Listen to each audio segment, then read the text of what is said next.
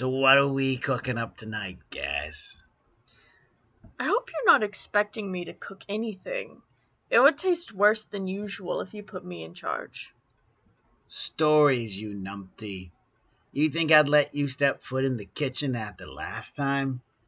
I'm talking about stories. Ah, okay. Good then. Let's see. We could tell them about the rise of the Republic of Porthian? Mhm. Or maybe the invasion of Lycania? The fall of the elves? Nah, that one's too sad. I ain't in the mood for it. What about Uterans? That's a good one.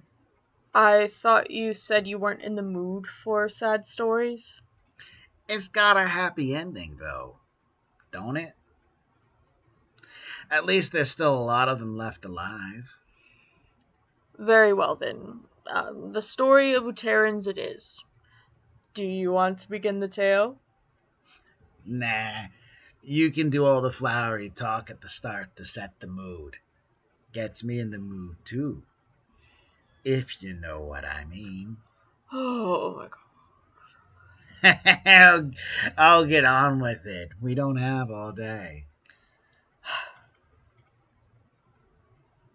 Beyond the Prephory, a race of beings originally birthed by Methelia, mother of monsters, had survived the shattering.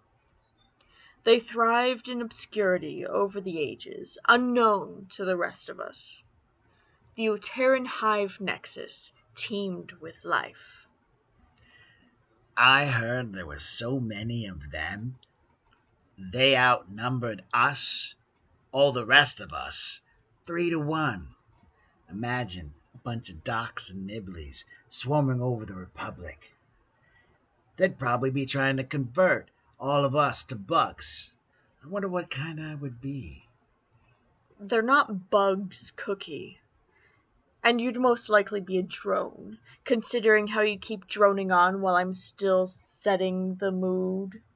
Oh, clever. These insectoid beings resembled standing locusts of varying shapes and sizes. Each was designed to work in a multitude of functions, all of them to serve their queen. Much is still unknown about her demise, but tragedy struck the hive when she died. Whatever sickness had killed their queen spread rapidly through the hive, causing a massive wave of death not seen since the shattering. That wasn't the worst of it, though. Poor bastards all turned dumb. They were docile as lambs, and their looks led them straight to the slaughterhouse. When the survivors left the Prephory, people are scared of things they don't get. Thankfully, though, not everyone is that cruel. Yeah, the Green liked them well enough, and then people figured out they weren't fighting back, started keeping Uterans as pets and workhorses. A lot of us used to use them as free labor. Saved a lot of money that way for a good while. A mindless slave is still a slave nonetheless. But Uterans would not stay that way forever. I was but a boy when they reawakened. It seemed like all at once, every single Uteran regained consciousness, and it wasn't before long that they shirked off the yokes of their former oppressors. Yeah, it was almost like the Second Sir's Sovereignty War, except Uterans spit on everyone. Well, obviously, that's how they shout at you. Yeah, I know. It's just funny to think about it like that. You need to lighten up a little, sweetie. Anyways, the whole affair didn't last too long. Once they could talk with everyone and their dog, it was easier to treat them as people instead of pests. Just a brush in the antenna or a glob of spit, and they'd be in your head talking your ears off from the inside out. It didn't take long for the Uterans to settle into the rhythm of society. Many went to great lengths to be productive members of their communities. I suppose that's their hive mentality. They often gravitate towards strong leadership and personalities, regardless of race. Not all of them. There's a good number of stories that tell of Uteran settlements on freeholds in the periphery. Those ones don't have a care who. They don't have a care what you are. They'll run you off their turf faster than you can piss yourself. That's one way to describe it. Why? I told you this is one of my favorite stories. I love scaring the plebes and landlubbers. Well, I'm sure no one here is going to have nightmares over Ruterans, seeing as we have two on board. Yeah, that's one of the ways we weed out the worthless dock trash. Just let Nibley put some pictures in their head and off they go. And if they pass that, then they get checked out by the dock. You remember that one that ran straight off the dock into the bay? Ah, that was entertaining. I think I missed that one. I didn't. His shirt snagged on the railing. Fits good on me, don't you think? Still smells like him a little bit. Right. Well, I think we've digressed far enough. Uterans can be intimidating, that's true. But more often than not, they just want to be a part of something. Find their place. Oh, and more importantly, find a new queen. Do you think they'd pick me? Why? No.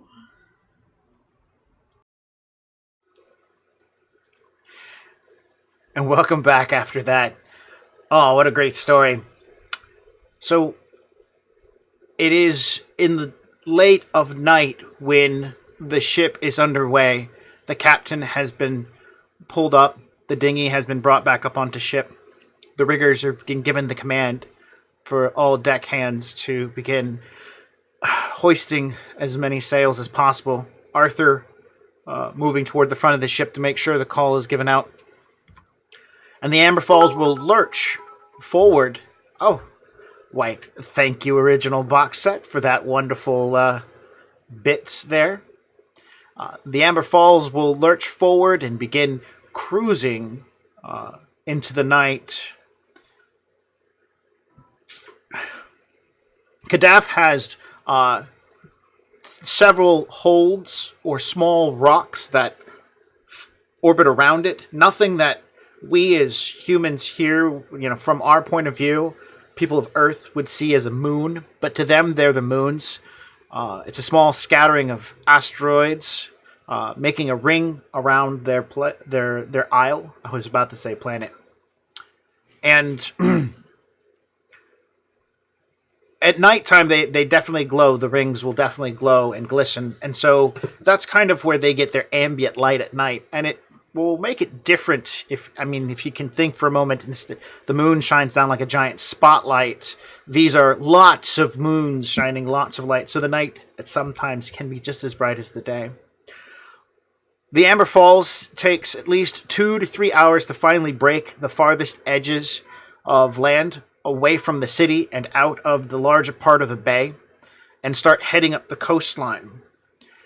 She is a large ship, and if you know anything about nautical lore, the larger the ship, generally the faster they go. Larger ships mean more sails. You can make the body lighter weight, streamlined, sleek, stuff like that, help cut through the waves. Well, this is the Amber Falls. She's like a Corvette. She's fast. She was originally designed for speed and sudden surprise and strike. Her small frame and design allow her to get in and get out quickly, lay in an attack and get away. Well, that was during the Gurlosh uprising years ago, and before her tragic ending on a beach far south of Kadaf. But now, after many years of repair, she once again is shooting up the coast, high speeds, chasing a smaller, less agile craft. In the morning sun, it can be seen that the target or the desire of the Amber Falls to the morning shift, which our friend Kodrog and Thomas are part of the morning shift, first shifters, it can be seen through spyglass that this tiny vessel has been making good headway. Sail is great. It's amazing. It can get you far. And sail is all that will get you anywhere when you hit the void. But on land, in the ocean, in the water, sail is good for larger vessels, but oars tend to be much faster and able to hug the coastline, take advantage of in and outs of the tides. And so the smaller vessel for now has a several hours of lead time, maybe 2, 3. And they're closer to the breach of the edge than you guys are. And so in this early morning, as the captain is up on the forecastle of the back of the ship, as she's cutting with the wind, taking a look at the quarry, the captain has decided not to fly the flag of Gaddafi. And it's going to be pretty evident to anybody who knows where this ship is and where you're at. So he's just going to take the risk of not flying it. It's not dangerous territories, but he just doesn't want that tiny vessel to think that he's on a royal mission, just in case he might use that to his advantage. On the early morning shift, as you and Thomas are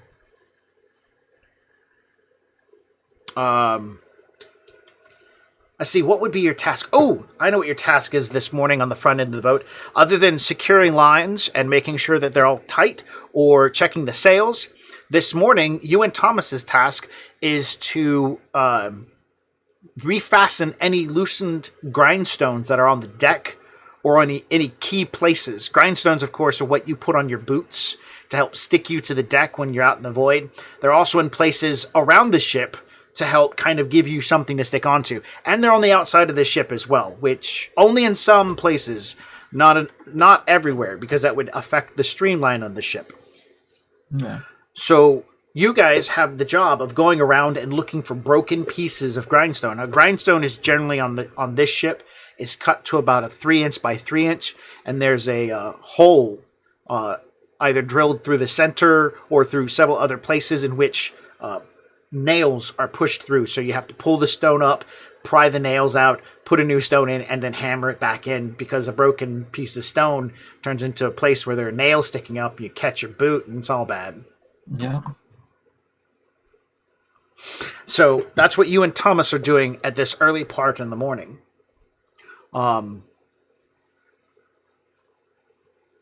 While I'm assuming, I'm going to assume Bassianus has decided was on ship when ship left port. So for this point in time, the captain's not going to question the extra crew hand and maybe even think about putting him to work. So Bassianus is probably on ship with you guys, but just not with you. It's not, he doesn't do your work. He just hangs out like a free ride. I'm sure he's he'll be a combatant when it's time for that.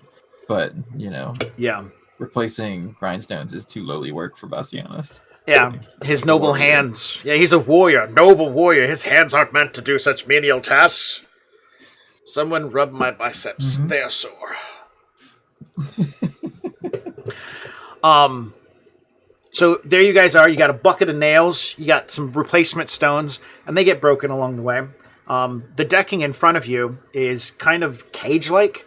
You've got the flat deck that slightly curls up in front of you at the front of the ship. You've got a mast that sticks out in front of you. You've got places on the ground where ropes run in and out, and other beams, masts are jutted out when you guys get out in the void and stuff. And so there's like this, I'd say it's, if you're looking above the deck down, it's shaped like the letter H area of grindstone. So you guys are going in with a crowbar and prying up broken ones, tossing. You don't throw the bits away. You save those. Those goes into boots. And then you're prying the nails up. So this is your domestic this morning, is finishing these. While doing so, you see the Venarian lookout come sailing down the lines from his crow's nest way up high. He doesn't come down toward the deck. He just swings from one series of ropes on one mast and then makes like this acrobatic flip and fly and land onto another mast, and then slide down those ropes onto the foremast, which sticks out in front of the boat. But his acrobatics is, kind of pauses your work for a moment. Yeah. When he gets to the end of the mast, he hoists himself up on. He is a Venarian is more like I would say, an elevated chimpanzee. They have all the agility and all the strength of our primate ancestors, and while having intelligence and wisdom, they definitely surpass us in many qualities of being hairless apes. When he gets there, he'll hoist himself up on the edge of the mast in some unseeable way with like his foot and two toes grappling onto the end of the mast while holding onto a rope that's tied to another line, while holding onto a line tied to another mast, leaning out as far as he can with his periscope out, and it looks like he's looking ahead of the Amber Falls. Oh man, yeah. So typically, when I would be doing my duties like this, I would be really particular about paying attention to what I was doing and like looking at other things that might need to be done to, not do right away, but just make note of like, oh, I noticed these boards were loose, so next time we do that, remember to do these. Mm-hmm. Like that was normally how I would do my task. Be really diligent about it. But now that we're in the middle of a sea chase and there's all kinds of action going on, I'm getting distracted by like sea movement coming out of the crow's nest. I'm like, oh, what new do they see now? Like I can't wait to find out. Like the suspense is getting to me. Okay. Yeah, but still have to change the grindstones. Yeah. So, but yeah, my curiosity is up for sure. Okay. You see the Venaran leaning out, staring with wobbly hands and feet hanging on to the line and mast, looking through his little spyglass, and he stays there in that awkward position, all stretched out and sinew-like, and it's like trying really hard to get as far ahead of the ship as possible. While you go back to hammering and nailing the stones in, and the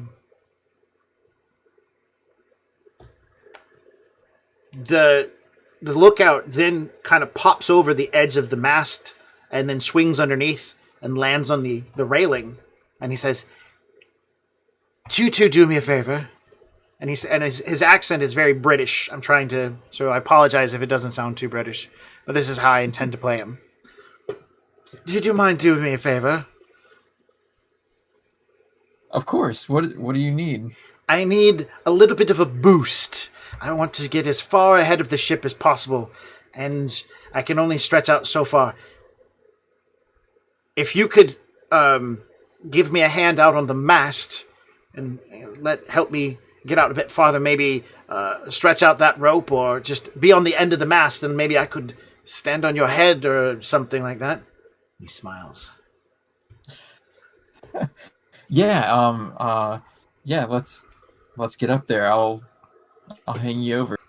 Okay. So we're gonna climb up the mast, and my plan is to I don't know, give him a place to like anchor a foot, and then use like a rope draped over one of the arms of the mast above us to kind of lean him out further, so that he's got 2 points of contact on me, and he's just kind of hanging out there to get his view. Well, this is the foremast, and so Okay. It's actually angling out from the front of the ship. So he wants you to come out to the pole that sticks out in front of the ship and just give him an extra boost by being out there, maybe by just holding like another pole or something, to extend so he has something else to stand on. Maybe bring a pole out and hold on to the pole, and then he'll stand on the end of the pole or something, just to get him farther, like a foot or two more out. It'll help.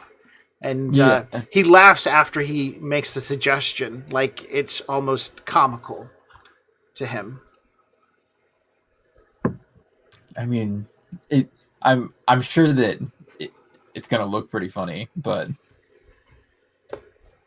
I'm I don't know. We got to get the princess back. So in Okay. my mind, I'm all for anything that's going to get us there. Do you want to use climb or acrobatics to get you out to that end of the mast? Oh, let's see. What do I want to use? I'm going to use climb. Okay. The DC is probably going to be 7. You've got plenty of handholds. I don't see a reason why it should be difficult. Okay. Like, can I take a 5? Sure. Yeah, 11. So. All right, so you climb out to the end of the foremast, and with this, we'll say it's a piece of planking, because you guys have an extra bit of planking to replace that bit of loose planking you were talking about. So you come out with this planking, and describe how it because I gotta segue into how funny this is gonna look. Okay, so I take that and 2 lengths of line. So this plank is like, it's a full 7.5, 8 foot plank. So I lash it, like the first 1.5 of it, I lash it to the end of the foremast. So he's got that extra length to walk out onto the plank over the bow. And so I've got a line tied under his arms, so that he's got both hands free and can walk out on the plank. And I've got the line coming back over like a overhead spar back to me, so that I can reel him out there and keep this slack, like keep the line taut, so he's not just like waving all around on this like diving board looking thing. Exactly on the front. All right, so he then runs over you to the end, curls his toes off the edge, and just quickly leans out. As the whole thing becomes taunt, and he's looking, and he's like, yeah, and that's all he says for a couple of times. Just yeah, oh yes, just repetitively in his foreign sounding accent, and probably about a minute or 2 of this. Arthur's voice breaks the yepping as, "What are you two doing out there? Unlash that board. Get off there. That's not yours. That's not yours to be climbing out and about." And he's... "Whose idea was this?" Oh, well, sir, it was team effort. The lookout then responds, "Well, he did the work. I just did all the looking." Arthur just shakes his head. "You'll get a better vantage point from the crow's nest." And the lookout responds, "No, sir. No. I really believe I was getting a better shot from here. And this fine young fellow was able to help me out." And so he's going to swing past you acrobatically, clinging to the underside of the mast, and then heading to the deck while avoiding Arthur as best as possible, leaving you with the task of removing the board. Excellent. And I assume Arthur's like looking angrily at me because the other guys just left. So. Yes, Arthur has 2 modes, angry and very angry. Yeah, so I will just, kind of put my head down and turn around and start unlashing the plank to take it back to where it needs to be. He will look at the unfinished domestics that lie before him with you and Thomas, look to the ground, and just walk off, disgusted. But then, that's how it always is. Yeah. No one's good enough for his work. Everybody's always lazy. With the exception of Larry. Larry is the epitome of lazy, so he's at the bottom of the pile. Yeah. Every time he looks down at the deck and doesn't see his reflection, he's thoroughly displeased. Exactly. So he's going to leave you guys to domestics at this point in time. So I'm going to give you a moment to do some... This is a chance for some maybe character growth or development as we... as the ship is now just sailing. I mean, mostly I kind of want to get you to kind of talk about your character and how him. So yeah, I'm going to turn the table over to you as you work on your domestics. Oh, okay. Well, so I don't know, I guess I feel like a little bit self-reflective right now because, this is the first combat real combat that I've seen on the Amber Falls. Like, we don't really, it's not a warship, so, day to day, really the bar fight is much more frequent than anything like this. So, but remembering back to my time on my Iron Home when I was in the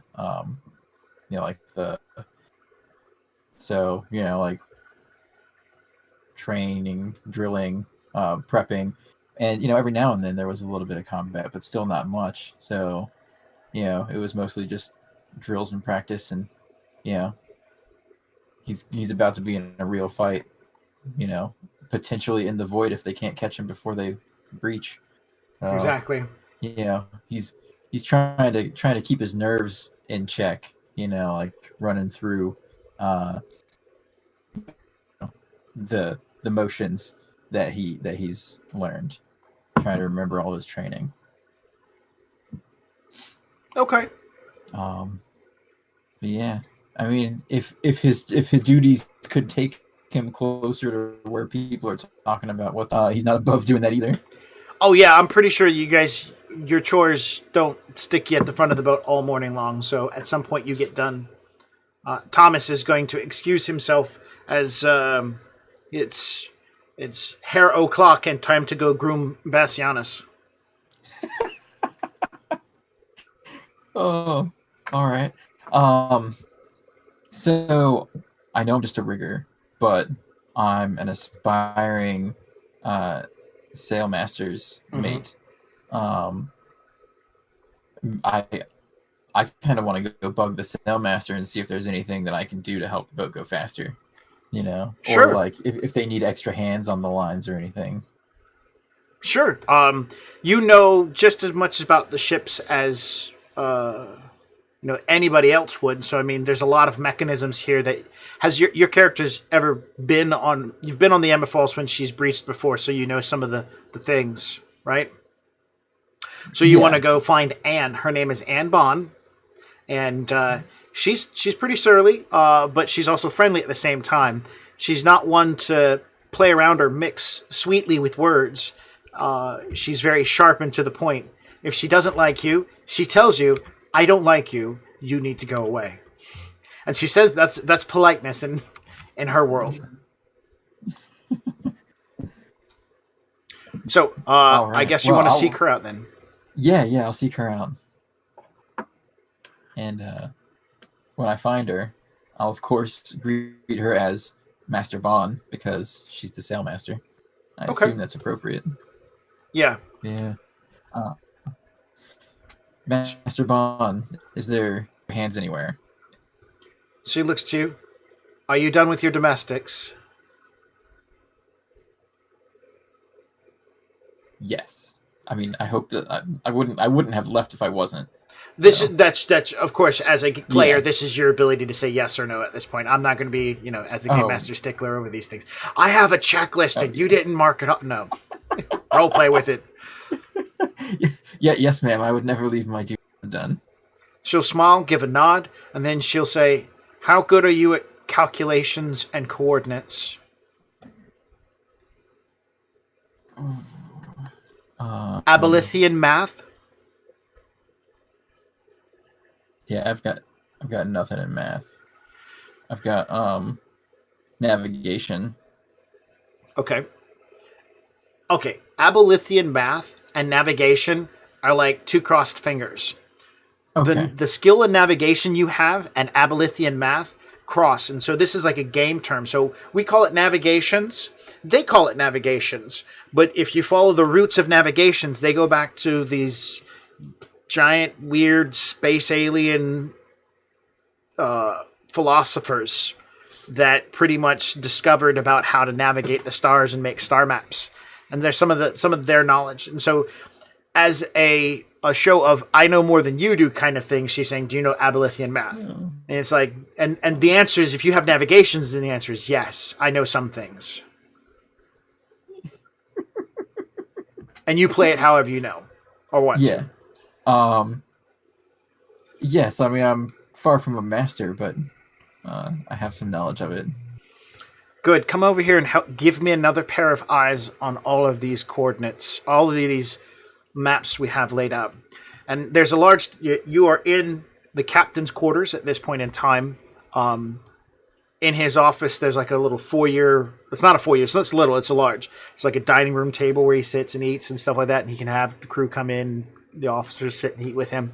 And the table's all cleared off, and there's maps everywhere and weighted pieces of different designs of like a guy on a horse, a woman, Rowan Tag, one of the gods, another one that's a god, some sort of spire-looking thing. And so there's all these weights all over the place, and there's some blank papers, and on the wall is tacked up a piece of slate in which she is using chalk to make marks on and draw. It's math, because you're flying in a three-dimensional world without Newtonian mathematics, so there's a lot to do as you try to figure out how not to hit things. And so you wander over and begin looking at the display. As your character, so there's like a scattering of maps. Has your character ever seen? Sorry, what? As your character, so how do you want to role play going into this? She's like, help me with these calculations. Yeah, so I'm gonna just dive right onto the maps and see if I can like piece together what exactly they're trying to say. Like I guess I'll if I can't like immediately determine what all these pieces of the puzzle are. Or at least like try to start guessing it. I'll ask like exactly, are you making these calculations too? All right, you can. You have navigation, so do you want to make a navigations roll? Yeah. You can choose to take a 10. Anytime I say you can make a roll, you can choose to take a 10. You don't actually have to roll. But of course, taking 10 means you take twice as long. Yeah, I'm just gonna roll for it. Okay.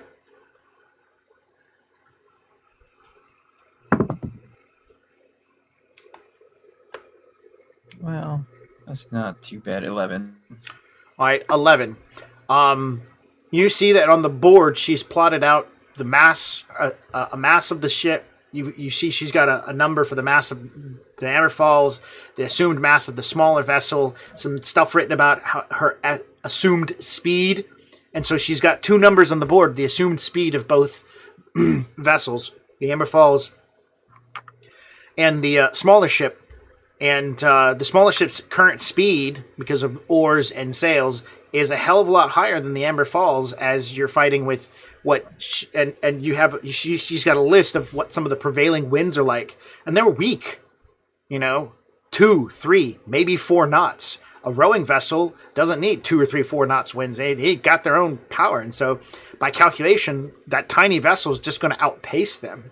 But then you start seeing other calculations written up there based upon the same thing, and it's sail coverage. When you get into the void, it doesn't matter how big your ship is; it's how big your sails are. And there's only so much sail that you can have per ship before the sails are too big, and you can't control them. And so then you can see that there's a speed based upon the wind and the sail mass and stuff like that. When you move over into the breach, when you breach to the void, bigger ships are easier to drive with the larger sails than tiny ships. And so you can see that the speed in the void that's listed on the chalkboard is incredibly higher for the Amber Falls compared to this tiny little vessel. Yeah. So I'm looking at the route that's mapped out. I'm looking at all the math, and I'm gonna grab a piece of chalk, and I'm gonna just start sketching like a course that kind of arcs out to catch any good wind that might take us, but then also kind of like the shortest route for us to breach, so that we can. Yeah, so I'll just role play it out. So as I'm sketching the chalk on the board, I'm like, well, if we take this route, the peak wind speed for this brief period of time, that'll send us out to breach here, where we can use our speed advantage to meet them off over on this portion where it looks like they're headed to breach into the void. So we can we can catch them as they're leaving, because there's no way we're going to catch them before they do. But at least then we can set up an ambush. And she'll nod and say, that's actually the calculations that I was working on myself. If you can double check my numbers, I'd be greatly appreciated. She turns over to some maps of the isle itself, and she points, we're going to be turning sails. We won't have enough wind to breach until tomorrow, so we're going to lose them, and there's nothing we can do about that. They're going to make it to that end. She then slides and rolls up some pieces of paper, and she lays out one of the nearby isles. And she points out, and she says, we're here. We can come along this side. We'll have the trail. The trail is the area in which the asteroids or those rocks fly by. And the trail is the area of wind that they create as they move. She says, we'll have the trail, and we'll be able to catch it. That will move us around the side of the isle toward the trade winds. Now, of course, this vessel, she taps it, is already headed toward the trade winds, so they're going to have speed and advantage over us. We might lose it. We might lose up to 2 days because of the distance, and even though we can see them. And she says, but if you can check my numbers, this would help. Yeah. Can I use knowledge mathematics to check the math? Do you have knowledge math? Yeah. Then do it. Excellent. It's actually much better than my navigation, so.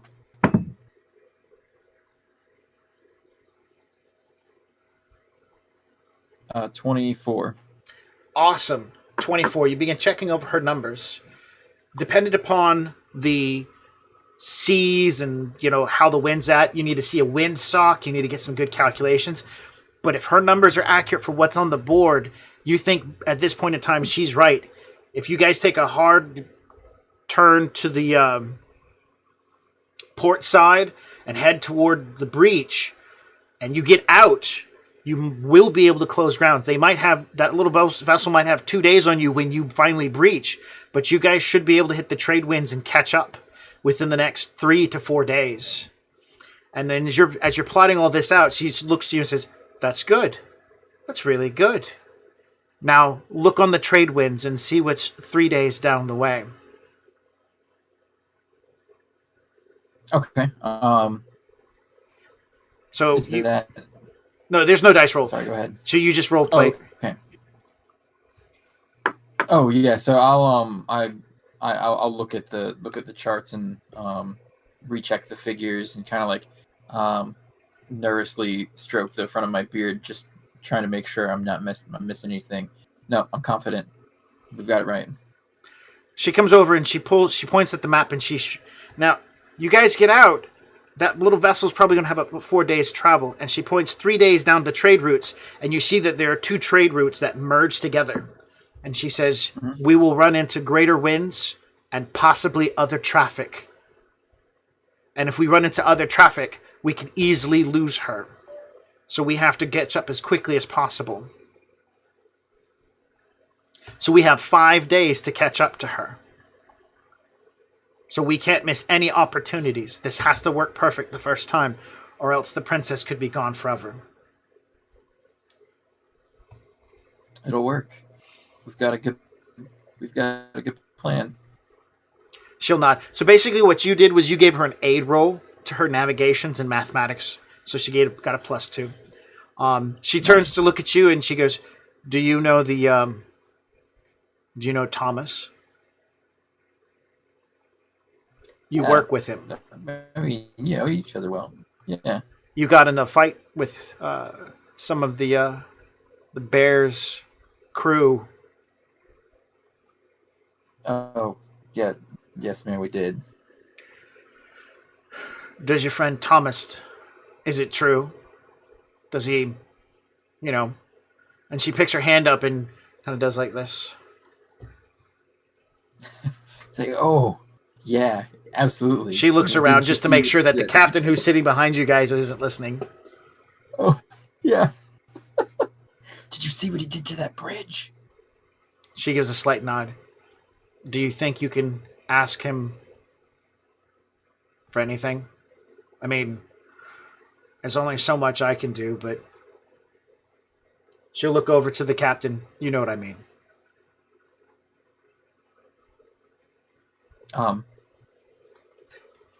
You can actually not know what she means. Yeah, you can make a sense motive. Because, I don't know her that well. Right. So, oh, cool, 21. It's widely known that the captain doesn't like magic. Oh, okay. Cool. It's like, ask him to stop doing stuff, or no. If there's any, she'll put the spyglass. She'll pick her spyglass up. Come up top deck. There's something I should show you, and she'll take you up to the. I forgot what it's called. Wheelhouse. She'll take you up to the wheelhouse. Okay. And as you get outside and shut the door and start walking up, she says quietly, "The captain doesn't like magic, and at this point in time, we have a day's worth of grace. My skills are good. Your skills are helpful, but at this point in time, we might need a magical miracle of some type to get this to work." Yeah.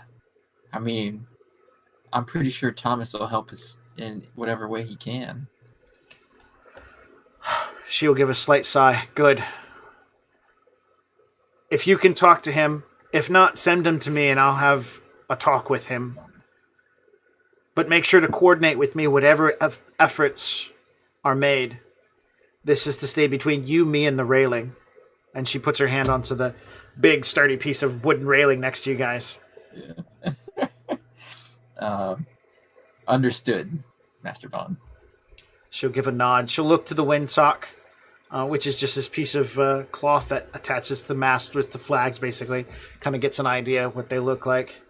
We'll be cutting soon, so get ready. And she heads back down to talk to the captain.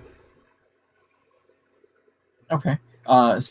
So knowing that she's going to go explain what we think the best course would be, I'm just going to get ready on deck because, we're going to have to man a bunch of winches and pull some different lines in and out. Oh, yeah. To shift sails around, so I'm going to make myself useful. Definitely. And it looks like we have our second player show up, Paige.